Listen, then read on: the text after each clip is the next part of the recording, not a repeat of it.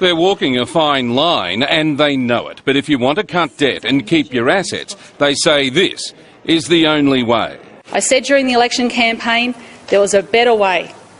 We did not have to go down the path of selling the assets. Labor's first budget smashes pretty much the last piggy bank in the Treasury, taking $3.4 billion invested to pay public servants long service leave, plus another $2 billion worth of super contributions that they'll give to our creditors instead. And public servants, the Treasurer says, won't feel a thing. If every one of those members decided to leave the public sector tomorrow at 9 a.m, every one of those members would be paid out in full.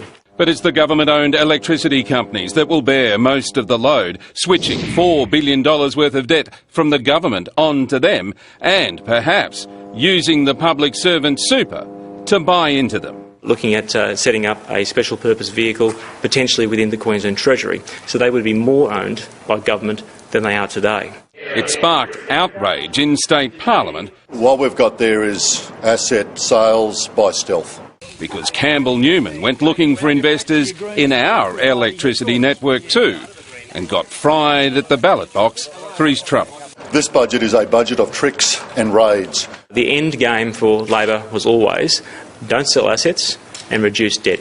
This budget delivers on both of those. Labor's spending $2 billion honouring election commitments, $180 million to transform us from an economy based on rocks and crops to jobs of the future, with record spending on education and health, including $360 million to address outpatient surgery backlogs, the so-called waiting list, to get on the waiting list. Next year, a $1.2 billion surplus, rising to $2 billion the year after that, before stabilising and falling to a $1.3 billion surplus the year after that.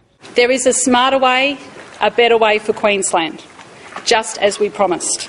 The other upside, jobs. And if that trick fails, there are two that will be among the first to go. Shane Doherty, 9 News.